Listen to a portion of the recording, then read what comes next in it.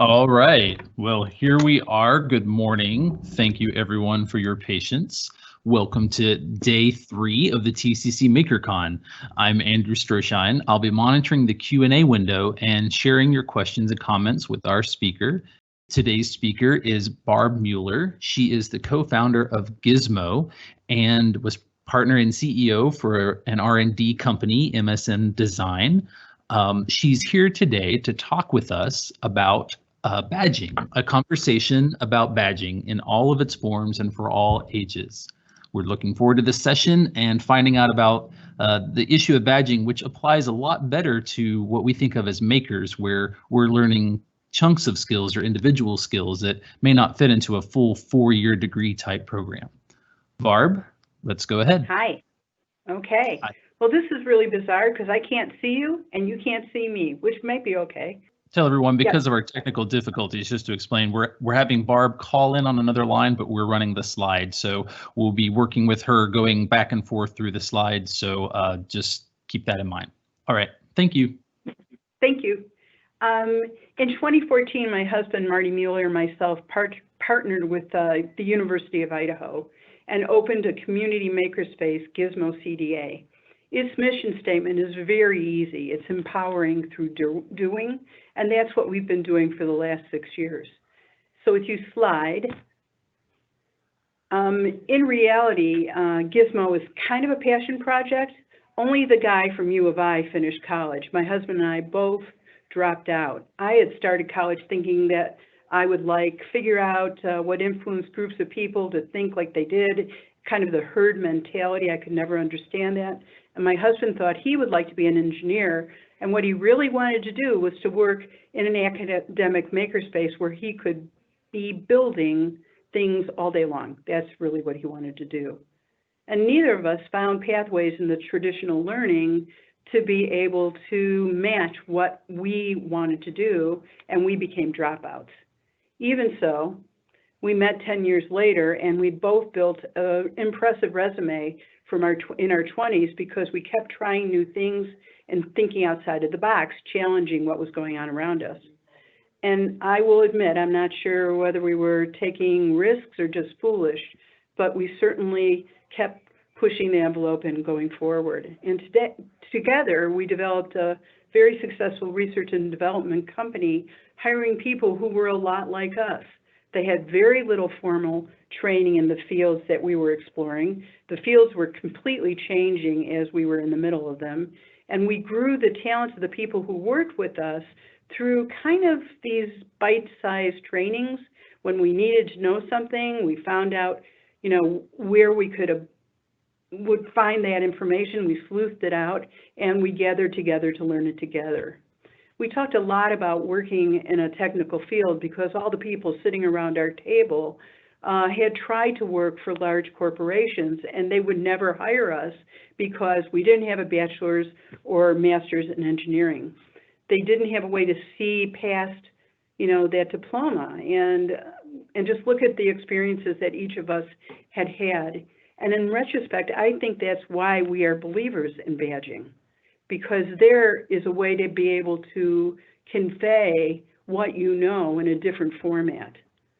So if you'll slide again, change the slide, you should be seeing 2 pictures of, they have scouts and what merit badges look like. And after all, all through these years, since 1907, Scouts have been giving out merit badges, encouraging people to explore areas of interest that would teach them some skill set that they were after.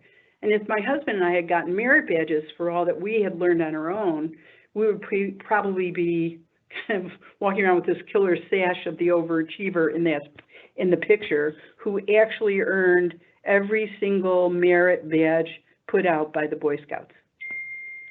And instead, education in the beginning took a different track. They didn't do merit badges or small bits of learning.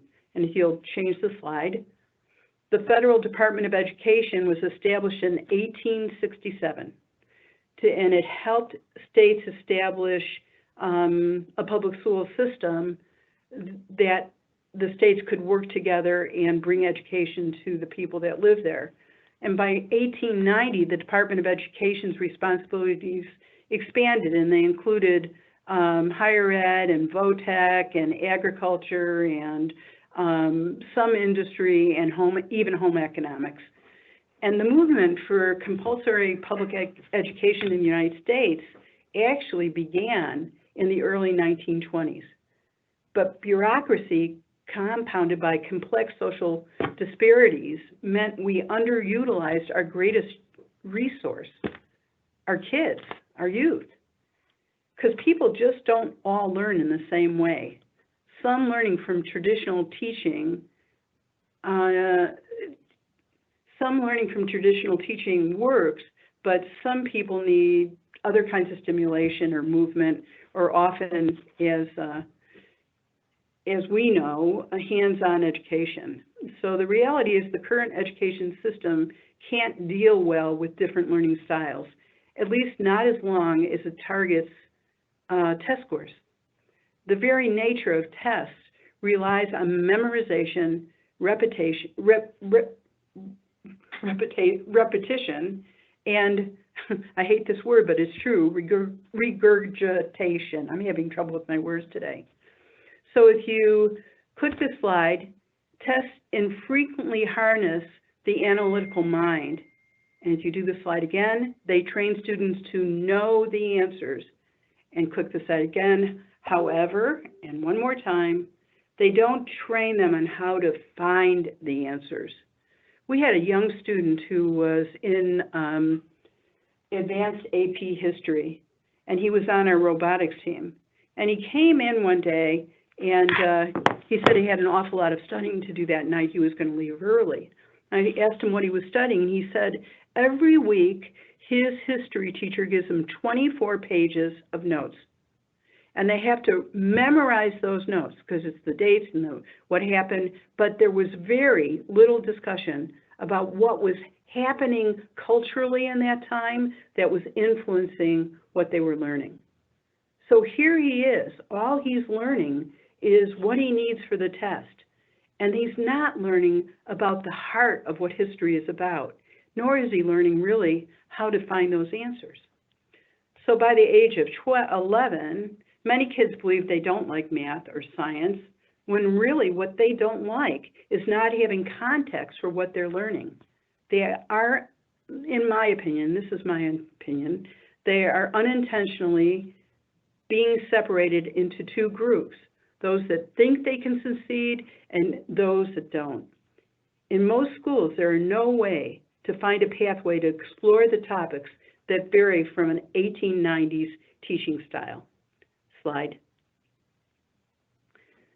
High school students look at college and over 35% of them choose not to go. It's the continuation of the Great Divide. In most cases, it's the limiting factor to be ready for the future of work. Work is changing. They need to have the education to be able to do it. It's no longer simply enough to be able to crank on a motor. They have to know now what the electronics of the motor is and know all of the things going forward as that will change. So they are left being stuck in a portion of time. And without education, they don't have the wherewithal really to be able to move forward.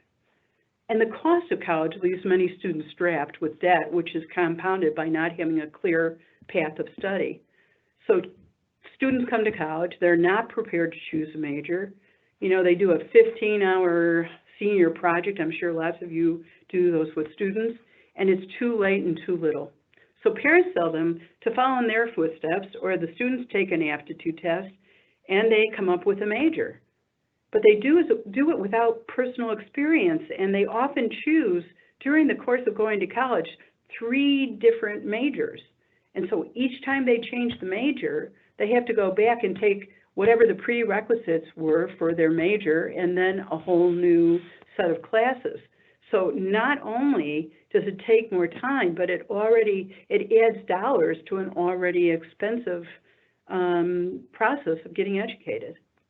So I'm really curious, you know, as you sit there, I'd like to know whether teaching, or if you are a teacher or you're running a makerspace, Was that your first choice, or how did you come to be influenced to do what you're doing now? And you don't have to worry about taking time to do that because I'm still on my soapbox, and there'll be a little time before I go to the process of badging. So feel free to do that now. And I know that I'm speaking like there are not other schools that are trying to incorporate other methods. It's just too few and too little.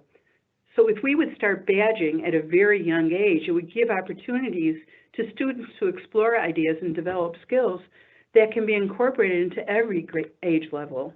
It gives students the ability to use their experiences to decide what their future should look like. And then they can collaborate with mentors to be able to find the pathway for what they do formally in education and informally in learning things. It just helps to answer the question, and if you do the next slide, can I do this, and will I be passionate about it? When you go to school, you leave with a piece of paper that describes that you have the knowledge to be an engineer, an architect, a welder, a healthcare professional, but it does not say that I can communicate what I know, integrate it with what I've learned, or whether I can think critically and be a problem solver. Just think if the student graduated high school with a backpack full of badges that describe what they have been interested in and how that would change their getting their first job or getting into college with grades that might not be as high as other students. In the last 10 years, there's been this confluence of technology and need for education, and that change has been happening and leading us, I think, to more badging and e-portfolios, which I think you're going to hear in these sessions today.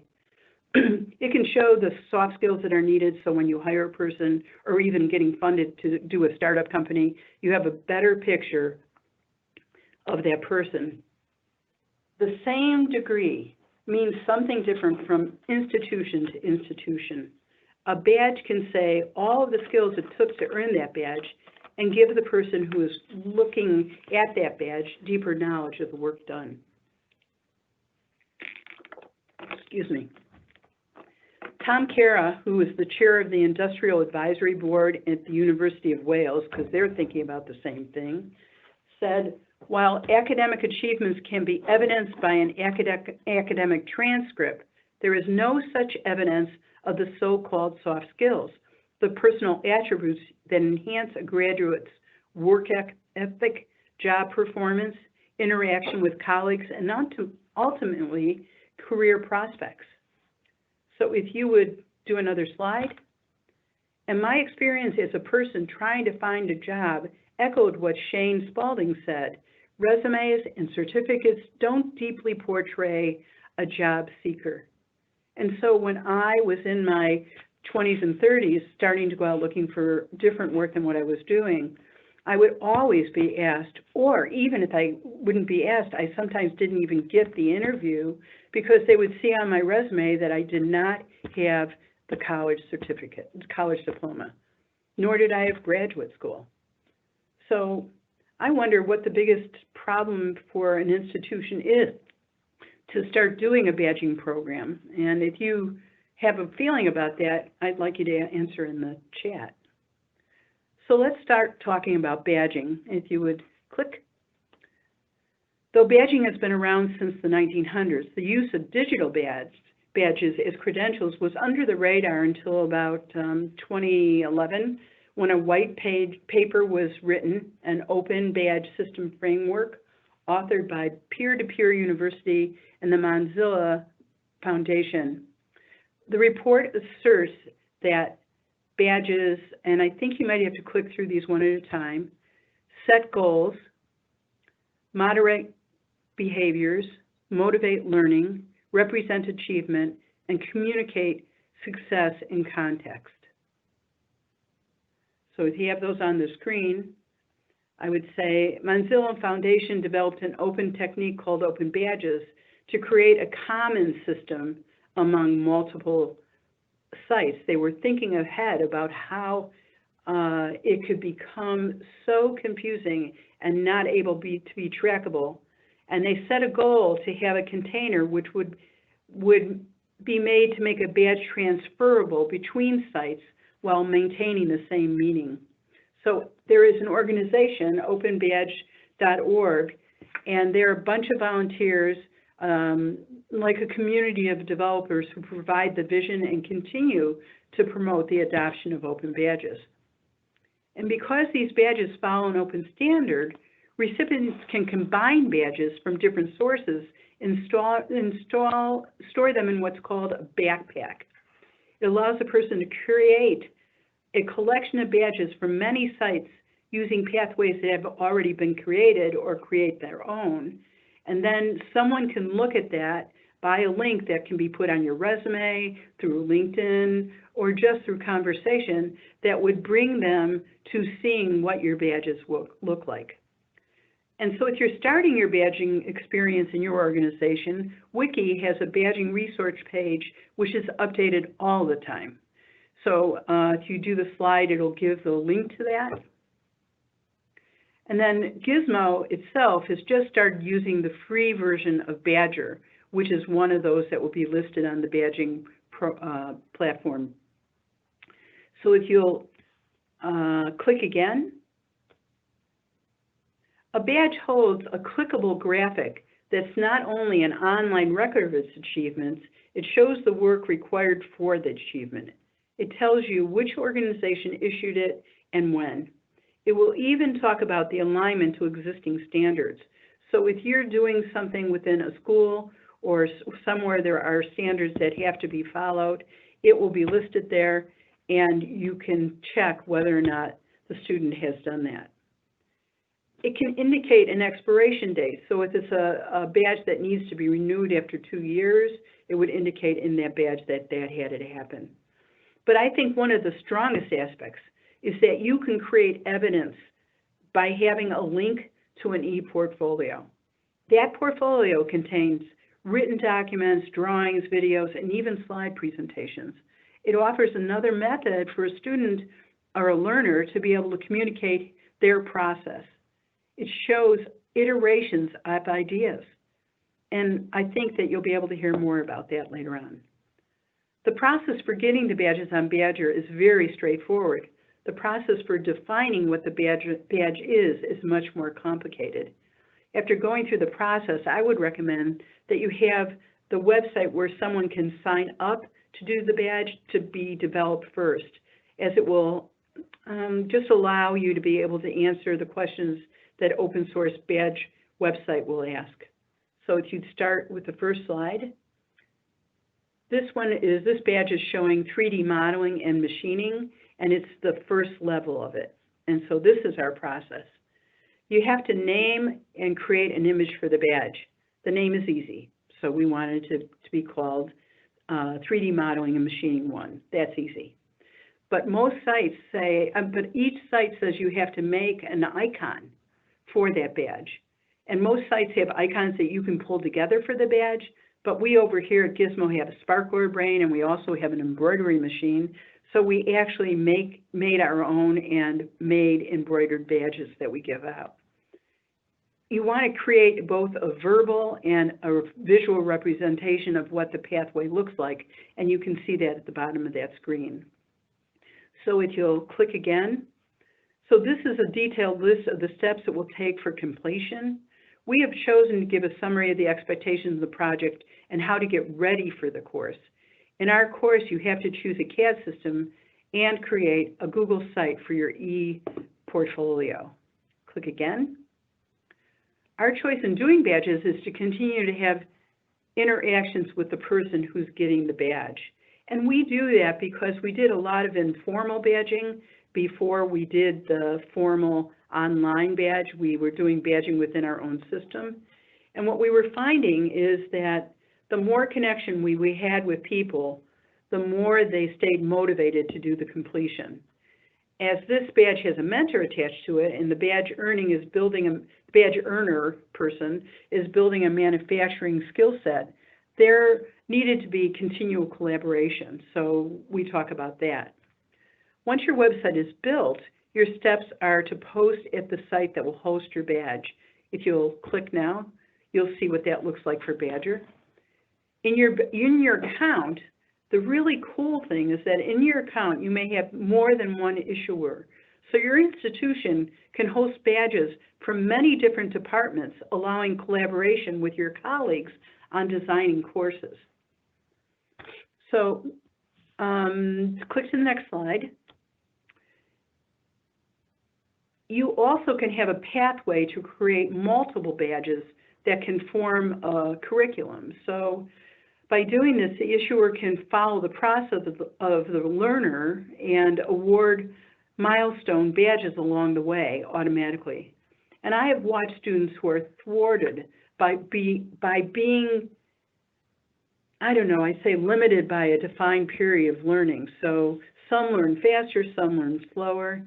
And what if a learner can learn at their own rate, getting help if they need it, or going through the badge quicker? Could we keep both the slow and fast learner more engaged? The thing that I find most interesting is the pathway can include badges from other issuers as well as from your own institution. So it allows for collaboration and use of other institutions' expertise to complete a skill set.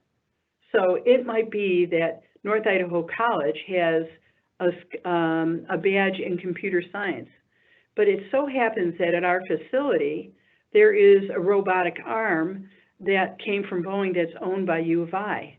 So now there is kind of a pathway that can be created. So if you're doing computer science, one of your pathways could be working on that robotic arm, even though they're maintained by two separate institutions. The flexibility in all of this is the badges earned are held in these backpacks, and the learner can hold them on the site that received the badge or transfer them to the other sites that are accessible to the learner. And so I'm curious if your institution is doing badges, and if you can see a way of them being able to do this link with either other institutions or workforce or a business out in the workforce. So if you would click the slide. You need to ask yourself, why is badging important, and is it right for your program? Because it takes time to make the badge and it takes time to manage them. That's what we have found here, because most of them require a mentor. In a makerspace, there are a lot of reasons, but for us, the why began while we were doing informal badging. As a makerspace, we offer classes, and in the beginning and even now, one of our major emphases was K-12 learning. And we immediately saw the effects of everyone not learning the same way. Kids were coming and saying, I can't do math and I can't do science, or asking, how does this work, even before they look at the parts and try to consider what they could make with them or what the part actually does. So during field trips, the conversations with the teachers would often turn to how difficult it was to create classrooms that had room for variation. It took time and energy and planning to give students who did not learn in the traditional ways an opportunity to do something like project-based learning. And when we listen to them, we understand that their schedules are really crowded, and we decided that we would offer to help in some kind of way.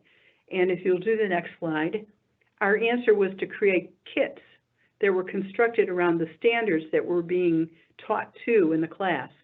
So these kits would take the planning out of the teacher's limited time to be able to allow extra challenges for non-traditional learners. So we would meet with the teacher, find out their needs, and create something that worked with their lessons. And the skills were broken down, and I guess the kid could master them without much interaction with the teacher and interaction with their fellow students. And so it made it more attractive. To make it more attractive, we had stickers, if you'll do the next slide, that'll show you one, that marked their completion, which were our first informal badges. Eventually, we began working with teachers through our innovative education program.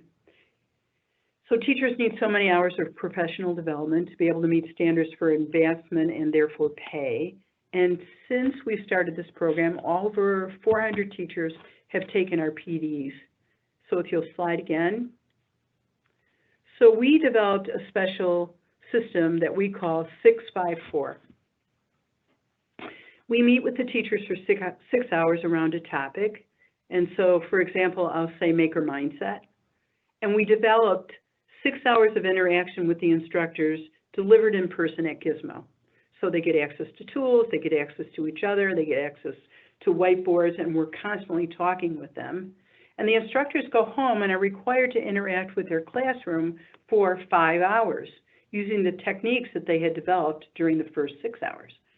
And our mentors would Zoom with the instructors as a cohort so they could share what they were experiencing and give and get feedback from others.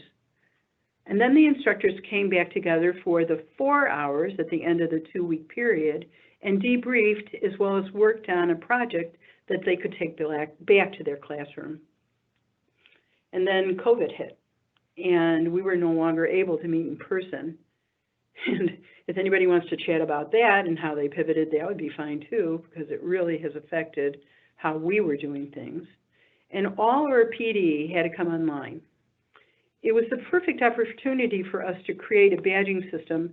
First of all, let me say that we mourned for a very long time the loss of face-to-face, but we did finally get our big girl pants on, and we created a badging system that would include a pathway to get the PD credit. There are 5 modules. You can take them as a Zoom or a recorded webinar and earn the badge for each one by completing work for that you put into your e-portfolio.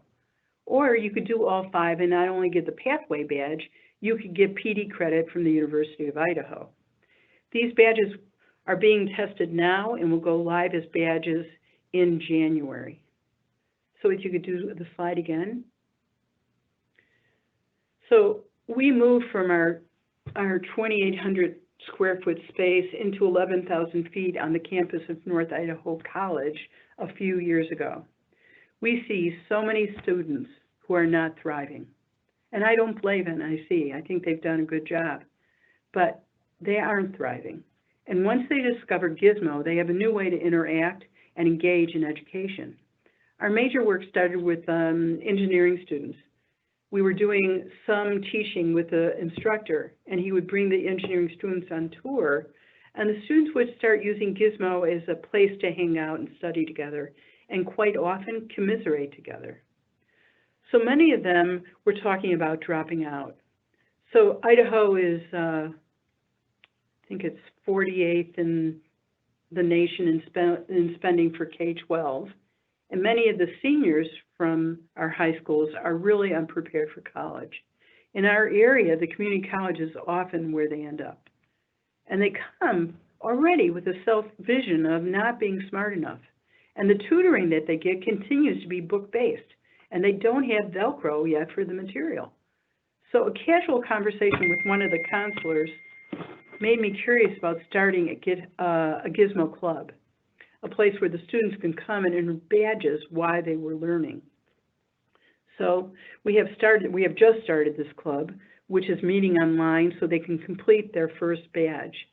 When COVID lifts, we'll be ready for badging process for many of the tools at Gizmo and develop skills around laser cutters, water jets, welding, machine shop, design thinking, our printing lab, but also developing badges around resume building and some of the more needed skill sets around Microsoft Office and CAD programs.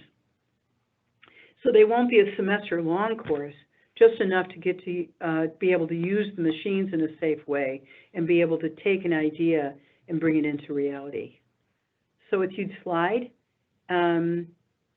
So badging in this case is not only a skill builder. I think you need to slide again, I'm not really sure.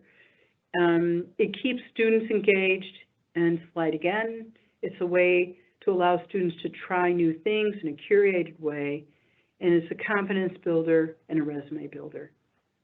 So I think at this point, if you think about badging, it lets the students find out if there is a pathway to something that excites them. And my mom always said to me, tiny bites are always best. And I have to wonder if that's true as students find their career paths. Can we give them a period of time in their higher education to allow them to see who they are and where they belong by using badging?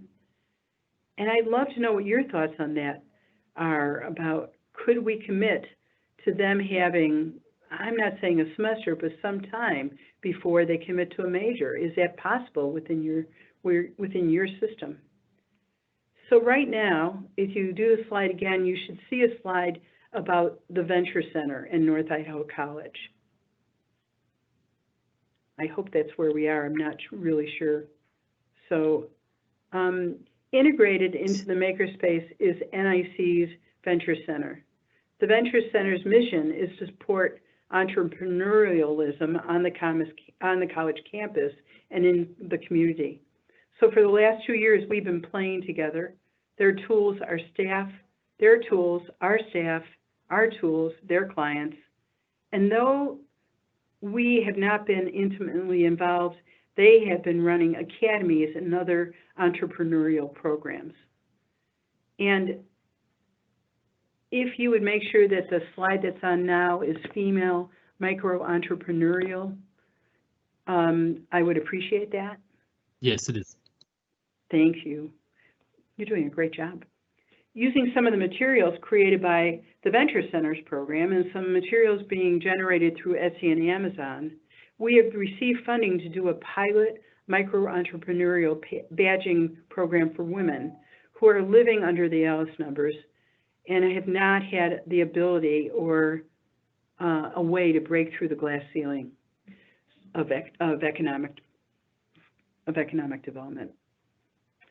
So this program will allow us to break up into separate badges. The steps necessary to be able to start, they will learn the steps necessary to be able to start an artisan style business, learning about financial considerations, how to write a business plan, manufacturing techniques using our tools. And the badges will also be giving them information about marketing skills and how to use Etsy and Amazon as their selling platform, as well as they will be presenting to local businesses who will be selling the goods that they manufacture in their shops, allowing them to have another way of supporting this program. And our students who are doing the badging have a way to be able to have that interaction, learn how to talk to a client and present to a client. The badges will be bite-sized, doable pieces that they will be working on as a cohort. There will be different pathways that will lead in the end to this micro-entrepreneurial badge. So we have been working with local banks along with a women's gifting group that's in town to fund a microloan program using the pathway badge and their e-portfolios as a major part of the loan application, so that the bank is willing to work and the Women's Gift Alliance is willing to work with these women to be able to get them into the next step of being an entrepreneur. So we hope to grow the badging program more, meeting the needs of the workforce and the tools in the makerspace.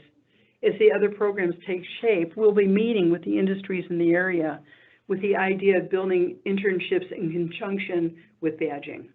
We have done that in one instance where we had Girls Who Code, and the high school seniors were going to be doing internships within business community. So we went to the businesses to find out what they needed to know that would make him be a valuable intern, and also give them a heads up, a step up, so when they went into their internship, they would be more successful. So in closing, I can't help but wonder, what is the future of education? Could it be a hybrid of learning that embraced a badging system, or there are more avenues for students to learn? And what if you could use badging to find out where your aptitudes really were, encouraging hands-on learning as well as learning in a conventional classroom? What if badging allows you to learn from a distance a specialty that is not offered locally? And what if you could use a resume to really show not only what you know, but to show how you got to that knowledge? So if you do the next slide. It's an exciting time to help education expand possibilities. I know each and every one of you are sitting in on this webinar and all the webinars that are happening this week have that as your vision. I know that's what you want to have happen. So I hope that you will find time to look at badging as one of those things. And the next slide is a simple thank you. Wonderful. Thank you very much, Barb. One of the questions that we have from our audience is interesting. They say, I have read that self-driven learning, such as lynda.com, viewing on online open courses, can lack a certain legitimacy because there isn't an outside authority to authenticate that. So particularly since I think a lot of the participants here are in education, we have accreditation bureaus that review us regularly, and so we have to establish the credentials of the professors, establish the content of the classes. Can you speak to that in the context of badging? I can a little bit, and understand that I come from a different attitude because I am not a formal educator. The thing that I know is that, first of all, you as an institution and NIC as an institution of community colleges won't necessarily, even though all that credentialing has been done, teach in the same way. And so what they're getting anyway from those kinds of institutions can be two separate, very separate things. And it doesn't necessarily prepare them for college. And I think attitudes are changing, and that's why the open badge system, I think, is really good, because if you look at it, each of those things are documented. And so the person who is going to be hiring someone or allowing that person an opportunity to start a business or whatever that thing is going to look like will be able to see exactly what was learned.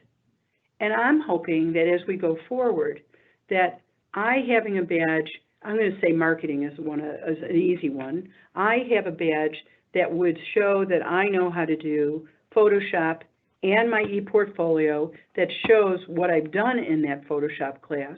And I have a badge that shows I know how to do Illustrator and has a visual way for you to see what I've done in the class. And I have a badge that's taught me how to do marketing. And I have a badge that shows that too with an e-portfolio. That will start to have more validity, I think, than even sometimes just having a degree. Do you know of any community colleges or consortium of higher ed? Do you know of any other institutions that are utilizing a badge system in some capacity? Have you connected to other people who are doing the same kinds of things in other areas? Yeah, actually I have, because the University of Idaho, which was one of our first sponsors, is also down this path. Micro-credentialing is something that I think a lot of universities are starting to look at as a viable way to keep students coming to their institutions. And that's exactly why U of I has started doing it, because they feel it's a way that their academic enrollment is down, and they know that they having their name behind the badging system offers credibility. And so they're also doing the same thing. One of the things I'll throw in a personal piece of information that I find interesting, I thought of during your presentation. I have a master scuba certification, and I realized that's a badge. There is no degree for that, but I went through a lot of classes, had to demonstrate functional skills, and really I think it's interesting that every time I go under the water, my life is on the line. If something goes wrong, this is a fun thing, but it's a very serious situation, and we allow that to happen despite the fact that it's not tied to a particular degree. Would it be helpful to know all of the medical science and to understand all the physics of water pressure and off-gassing in the bloodstream? That's all helpful, and that's part of the certification process. But I don't need a 4-year degree to do something that is potentially very deadly. And yet we do require a 4-year degree just so someone can apply for a job, as a mid-manager somewhere, which is not life-threatening. So I think it's interesting. In a traditional sense, we think, oh, we can't have people out there doing things without 4, 6, 8 years of college because we just can't trust them. We need that ability to trust them. And yet there are other kinds of things that we see, certifications for any kind of recreational activity like that, that we do trust. And so it's kind of just a different shift in thinking. Well, I want to take that a little bit further. So my husband and I ran a research and development company that really worked in the motion picture industry. So we developed new cameras, new optical designs. We did all of this work. And when we would go to hire someone, if that person had a badge that I could look at and see not only what the list of credentialing was to get that badge, but also see their e-portfolio and be able to see how they went through their process of iteration and be able to see how they think, that would have been so much better than hiring an engineer, a graduating engineer from University of Idaho who had never had the opportunity to take a complete project on their own from start to finish. I didn't know how they thought. I couldn't be able to see what was their skill set and what they had learned. And so having badging, which makes you do that kind of documentation, so you as the badge issuer have to write what is been taught or what the criteria is for the badge, and the person who's getting the badge has to perform with their e-portfolio showing you how they did it. Where do you get that from a degree? You as an employer, where do you get that from a degree? Right. And I'm not saying... And actually, I think that does flow a little bit from just even the example that I gave. My certification for scuba diving. If I haven't, a lot of times, if you go for a dive and you schedule a dive, the dive shops will sometimes ask you, when was your last dive? So if I got my certification 10 years ago and I haven't been under the water in 5 years, you have your personal dive book. You have your log book of all the dives you've made, the depth, when they happened, what you did. And the dive shops will often ask to see that book or to have the information from it, basically as like an e-portfolio. Here's what I've done. Not only did I do the function, the academic, the educational skills 10 years ago and do them in a controlled environment, but here's what I've actually done since then with that information. Mm-hmm. And I guess the other thing that we have seen around badging, and we are not fully, we just started a year ago informally and now formally. And the thing that we have seen is, and I'll take an example of one of the students who's an engineering student. So he would actually come in at night. He had a key to Gizmo.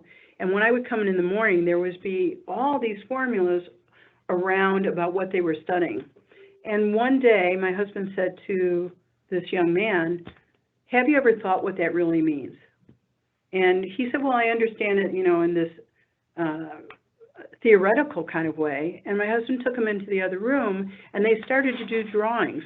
And he said to this young man, now look what would happen if this happened, and how this affects that. And being able to have the young man then sit down and Marty give him, some kind of a challenge, that allowed that conversation to keep going. That's why we started to do engineering as the badging thing, because he was saying, I can't do this, I'm going to drop out, because he didn't have a visual for how to apply it.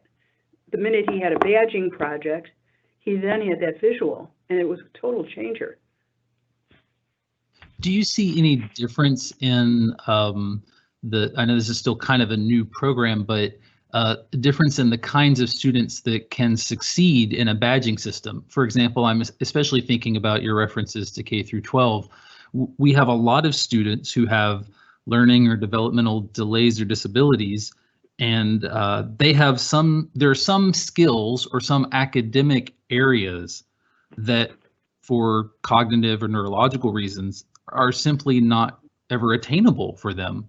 And so in a diploma degree world, that means these people are completely locked out of furthering their education. They're locked out of the workforce often, even though they may have other functional skills that they would be very good at. Have you seen any work with students who maybe aren't in what we think of as a traditional, this is someone who's going to get their undergrad and then go to grad school and become an engineer or a doctor? Yeah, we see it all the time, because actually we had the special education program in Coeur d'Alene got in touch with us and asked us if we would consider doing field trips with those kids. And we said yes.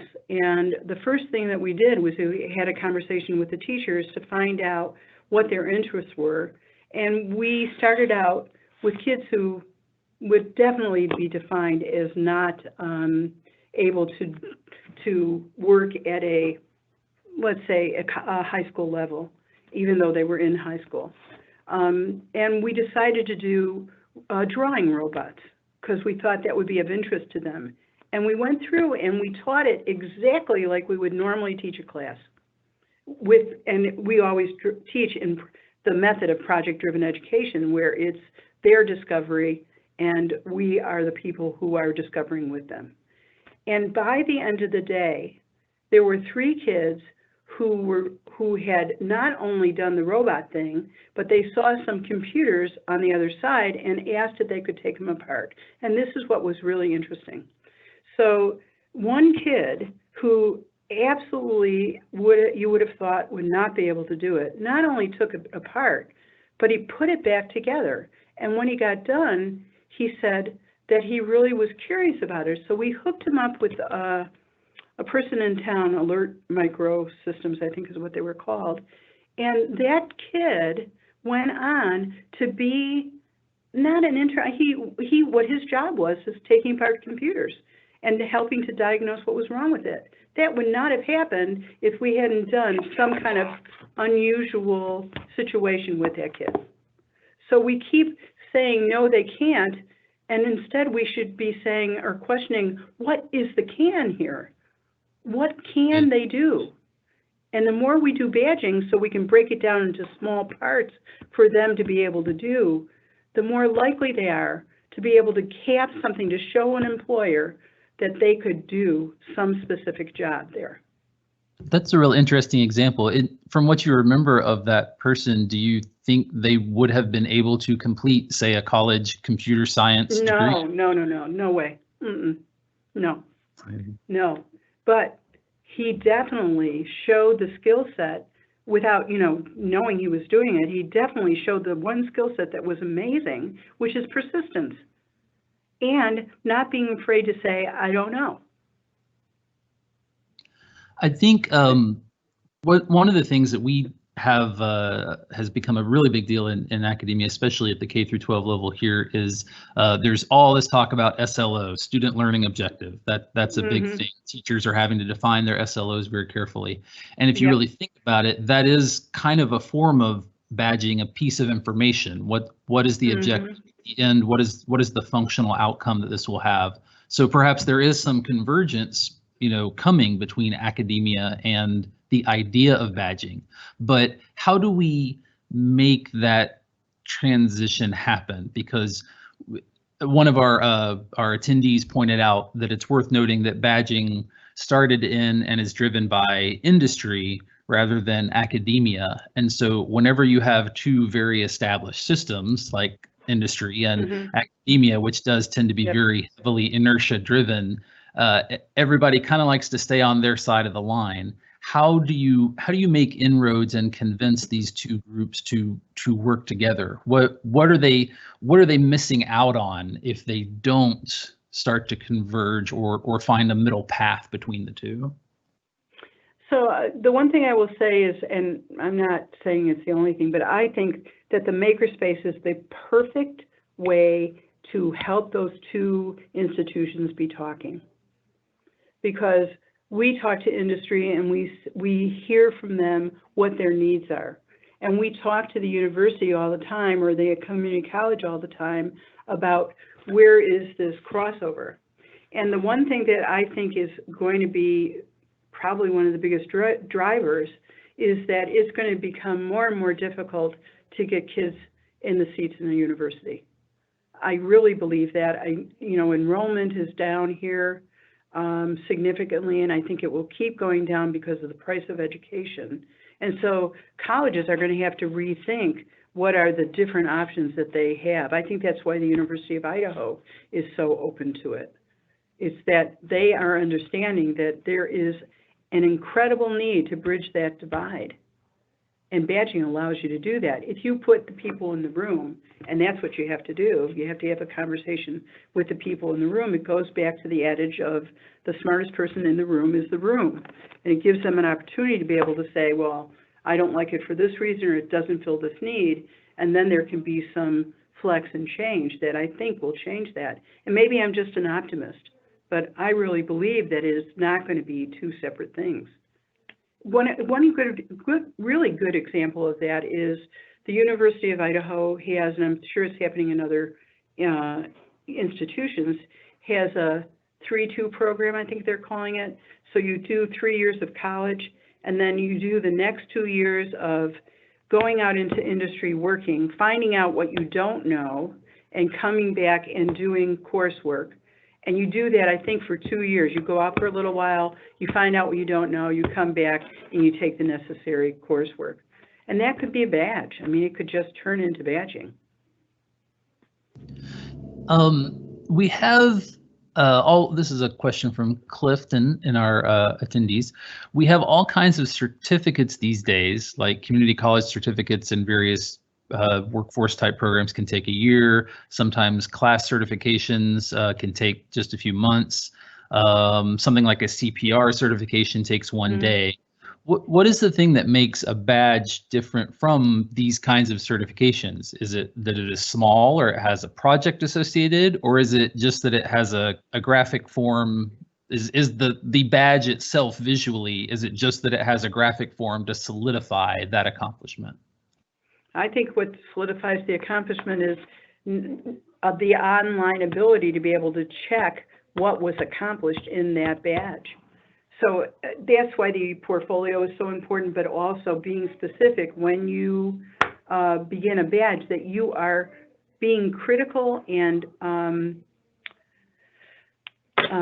mindful of saying specifically what they had to accomplish in order to get that badge.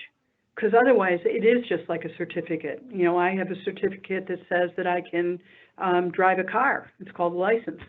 But you don't know without going back to, well, that one, I guess, is not a good example. A better one would be, I have a certificate that says that I can use, we have a culinary program here, and you get a certificate saying that you can create these kinds of things and use these kind of tools, but it doesn't go into depth. It's pretty broad. But when you do badging, you are being very specific, and I think that's the difference. And it's the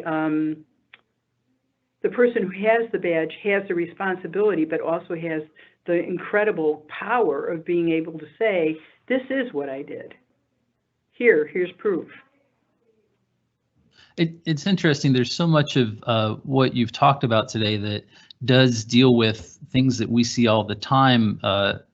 Since I work for Tarrant County College, we see all the time the community college level, which is trying to get students past that hurdle to completion. And for us, completion means the degree. It means they get the degree, or they amass enough credits at the core level to transfer to a 4-year institution, or they get one of the certificate programs.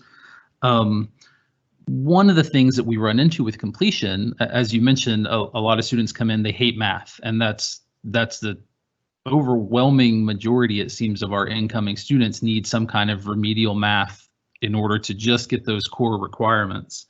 It makes me think of a program that was piloted at the Trinity River campus a few years back, where they realized we have students who get 2 months into a traditional semester and then fail out. They reach a point, something happens in their life, or the curriculum gets too difficult and they fail and they drop the class, and now they have to wait another 3 months to start again and retake the same class from the beginning. And if that class isn't offered that next semester, now they have to wait another year for the next fall semester to start that class.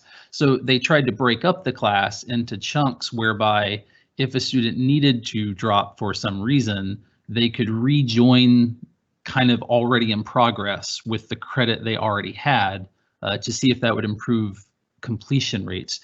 What size of chunk with badging? Talk about that. Talk about the size of the chunks that would go to a badge. At some point, we give badges for something like, the Boy Scout example? Well, this person knows how to start a fire. That's a badge. This person knows how to safely use a knife. That's a badge. How small does it get before it seems kind of irrelevant in a workforce situation? Okay, so I want to go back to one thing you said, and then I'll talk about that.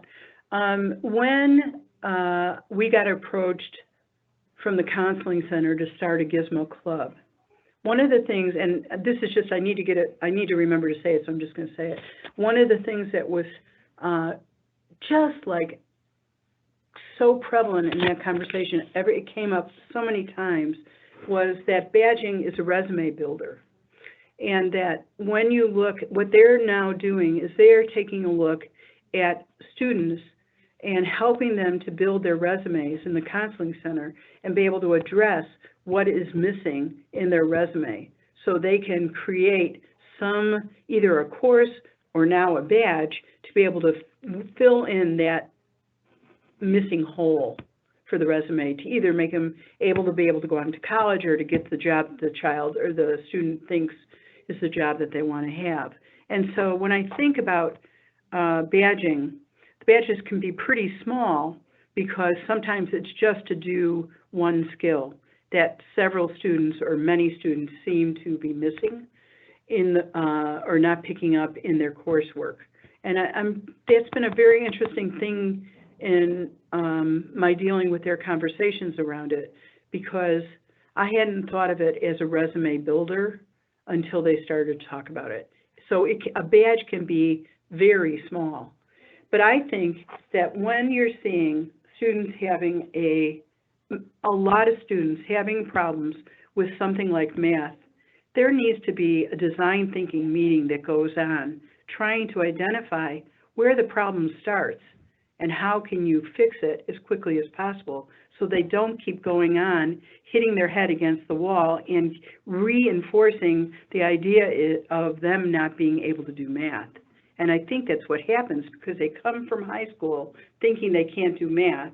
They get into a classroom situation, and once again, they can't do math, and then they go to the tutorial place, the tutoring center, and rather than teaching them in a different way, which was what you could do with badging, they go on and teach them the same way that they have not been able to do math throughout their last 10 years. So to me, a badge can be pretty small when the consequences are trying to educate somebody who has had the definition for a long time that they are not good in math. They are not good in whatever, English or science. So when I look at it, I think some of the beginning badges are small. We did that with our CAD badges when we broke them down. Because CAD can be overwhelming, and either you're a 3D person or a very visual person or you're not. So it can be really overwhelming. So if you break it down into a small enough bite, then they're going to do CAD. But if you give them a whole semester of CAD where they don't get it right away, they're not going to graduate. They're not going to pass that class knowing how to do CAD. So I think small is good, but I also think doing a design thinking with the team to find out what needs to be taught and how it could be taught differently in smaller chunks is really an important step that we're not talking about here.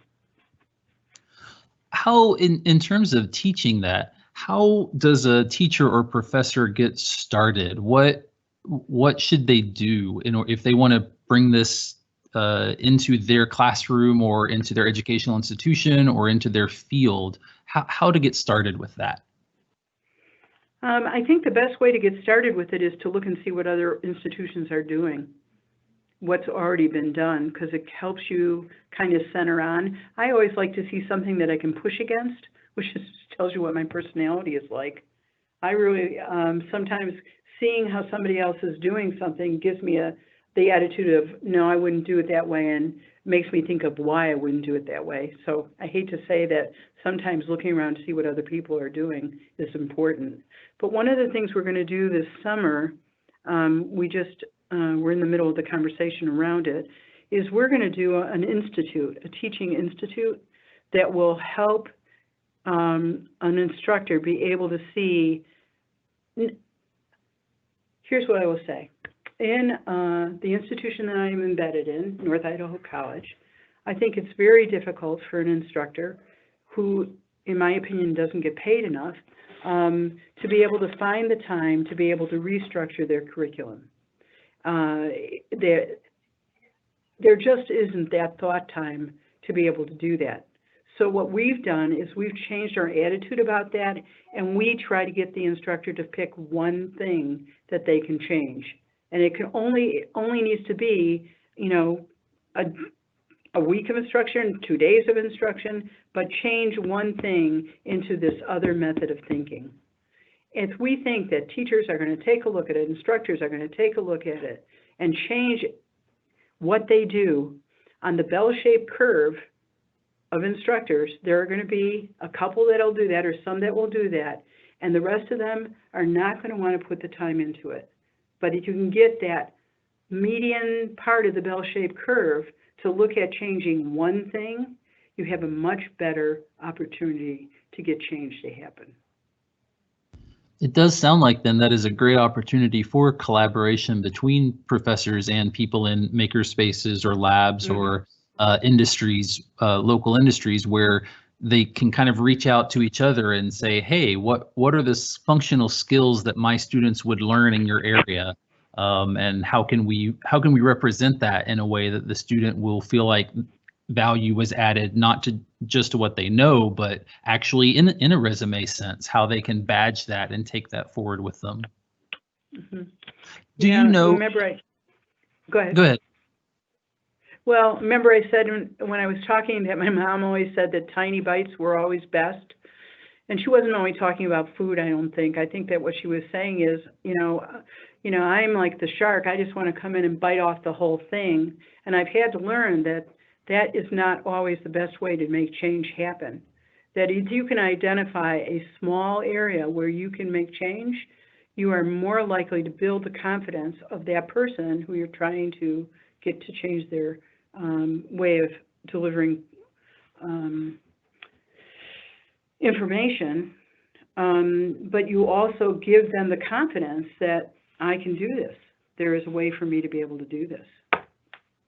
I think that's a really good point. I certainly will take that away from this because I run the 3D printing lab on my campus, and remembering that for a professor to rebuild the entire structure of their curriculum and all the objectives they have to have in a semester just so they can introduce badging or some kind of functional lab skill, they have too much on their plate to be able to restructure the entire curriculum around that and still meet whatever their departmental and accreditation demands are. So for those, this is a great opportunity for people like me to be able to, when the professor says, I want to bring my class in to do a thing, for me to then look at that thing and say, well, what are the SLOs? What are the outcomes here, and how can we represent that in a way? Yeah, and the other thing I would add to that is it's really important that you, as the person who wants to change an institution, takes the time to read through that you don't go blindly saying, I have the answer, that you have done the homework of knowing what the standards are and what has to be met so that you know intelligently how you can suggest change. Do you know of any badging platforms or systems that are integrated with online portfolio workplace tools like LinkedIn? Oh, well, they all can be. I'm not sure what you mean by that. You can you can use any of the other platforms to be able to show what you've done. Is that what you mean? I'm not sure what the question is. Well, it was a question from the audience. They just asked if those are, let's see, where was that question? If they show up in a resume, hold on, I'm scrolling to where that question was. Oh yeah, it's whether or not that they integrate with platforms like LinkedIn. I presume the question is basically meaning something like when someone, perhaps a recruiter, goes to your profile on a site like LinkedIn and you list a badge, a way for that to be linked to where they can, the person evaluating you can look at that badge and actually then go to the institution or organization or corporation that issued that badge and kind of check that the same way they would check your academic credentials if they wanted to. Yes, it's all integrated within the badge structure. Wonderful. You, as a receiver of the badge, have a link to that badge, and in the badge, it lists all the criteria and also a link to your e-portfolio. So it doesn't matter whether it's from LinkedIn or whatever, as long as they've seen your resume or your listing, wherever they've seen it, there is on your resume a place where it says what the link is, and it just automatically sends them there. Talk about, since this does go more towards workforce development, career, being able to take it into the future, resume building, is there any data yet on differences in pay scale? I think the reason that the last 20 years of young people have all gone to college is because they've had quoted at them 1,000 times that there's a 30% pay difference between a high school diploma and an undergraduate degree, and then another 30% between the 4-year degree and the master's or the doctorate. Is there any similar data into how badging affects pay scales going forward? Honestly, I haven't looked at that yet. I haven't looked at that, and probably I should, so I appreciate the question, and I will mark it down. But I can tell you, as an employer for 40 years, that if someone came to me with a badge and I could see what their skill set was and I could see how their work was, and someone came to me and I was comparing two people with badges, I would be able to tell which is the one that's going to be more productive in my company. And I would definitely up their pay because I want that person and I want that person to stay. So I think that it is a way of doing that, but I don't have the data that backs that up. It's just a way I think. Since you do come from the world outside academia, and I as someone who's worked in academia for most of my life, there does tend to be a kind of insulated silo effect that occurs there.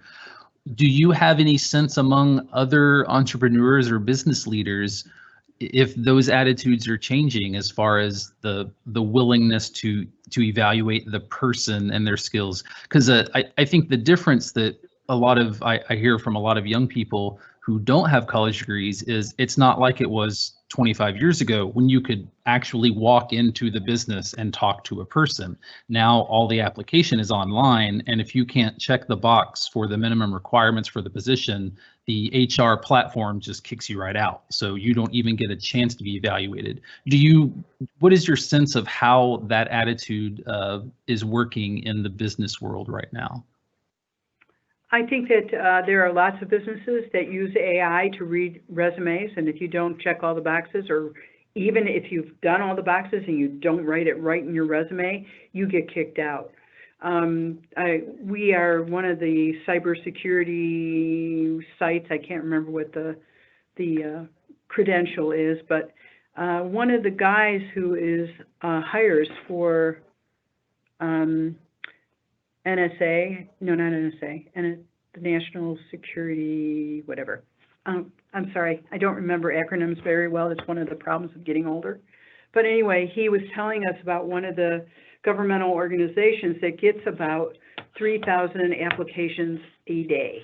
And all they do is they have an AI thing that reads through, and if it meets certain criteria, certain words show up in your resume, then you go on, and if not, you're kicked out.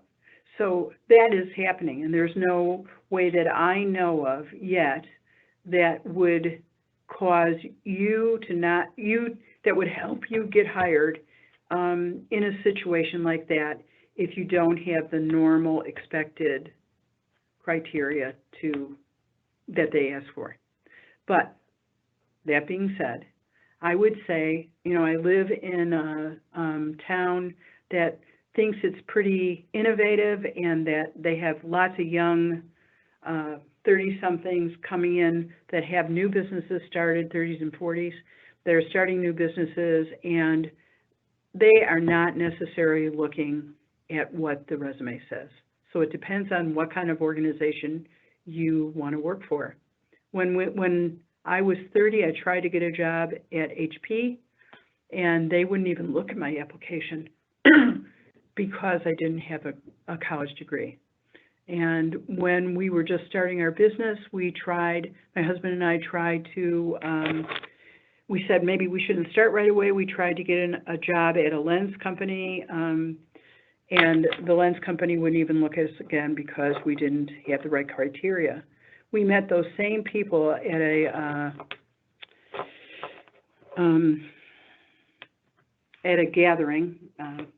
Why can't I remember the name of it? A trade show. And they came out to us and they said, "Big mistake." But they wouldn't even look at us. So I can't say that right now at this day and age, everybody would be able to get past that kind of review system. But I say give it 10 years from now, and it's going to be changing all the time. Interesting. I don't know, how do you feel about it? It's like, what do you think? Oh, personally, I'm definitely a fan of the idea of functional skills and badging. I just think in the modern era, there are so many. I mentioned this in a session yesterday. I was a math major, and even as a math major who absolutely loves math, the reality is 99.999% of college graduates are never going to need to know the quadratic formula ever again in their lives. Yes, and the other 0.0001% are math professors. So I think requiring them to complete all of those things so that they can be a historian or an anthropologist or something, it just seems kind of a little outmoded. One of the things I found really interesting in your conversation was you talked about how Gizmo was the Gizmo space was set up, and students would just you opened it up and let them come hang out, and while they were there, then they kind of organically self-directed their interest in what was going on around them. Talk about that. Talk about the culture of the space and how you made the space welcoming and encouraging of students to ask questions and to get involved. I can't help myself. I mean, nobody who works here can help themselves. First of all, they're really curious, and then they're not only curious about what they're doing, they're curious about what somebody else is doing. And when you can come into a space, and in one corner of the space, there is like what we call the magic room, where the magic smoke lives for electronics, there are right-in boxes. You can take out an Arduino and start playing with it, or a microbit and start playing with it. But all around you are stuff that's running off of Arduinos and microbits. It's a natural. But the thing that makes it even more is the fact that, let's put it this way, my husband and I came from different backgrounds. I was more of a design background and he was more of an engineering background. And when you put those two together, the difference is that an engineer believes in physics and a designer doesn't. That's really the difference. So we're willing to take more risk because I can push him off his center, and he can also bring me back to where I need to be able to solve a problem that I have reoccurring. So when you come into a space where there is this energy all the time, where somebody is always doing something or learning something, you get wrapped up in it. You can't help yourself. So a person comes in, they really think they like to do clay, And they start doing these clay, this is an example that just happened recently. They start doing these clay dishes, and they are carvers. They like to carve designs on them. So somebody else who's using the CNC router comes in and says, you've just done 3 of those. How long did it take you? And the person says, oh, about 7 hours or something like that. I can't remember how long it was. And the guy says, you know, the CNC router will do that for you. You can put the slip on it, and the CNC router will cut out the design. Just take that design, you'll learn a little bit of CAD, and you can run the CNC router. So now the person who took 7 or 10 hours to do 3 is doing them in 15 minutes. So it's that kind of energy. It's like you can't help but look over your shoulder and say, what the heck is that guy doing? I want to do it too. Wonderful. Well, we have filled up our time, and I feel like this conversation is one that could definitely keep on going, but we're at the end of our time. I want to thank you for joining us. Barb Mueller has been wonderful. We do want to definitely mention that our afternoon session that starts at 2 p.m. Central Time flows perfectly from this discussion, and it's about developing e-portfolios. And Hank Johnson, who's a special projects coordinator here at TCC, will be running that session. So that also will be an actual meeting. So you'll be able to mic and camera and share and talk and collaborate back and forth. We do want to encourage everyone to go back and check the schedule and participate in the rest of the week's events. And we hope everyone had a great time. Thank you all for your wonderful questions and comments. It really made the discussion fascinating. Thank you, Barb. Thank you for the opportunity, and you were wonderful.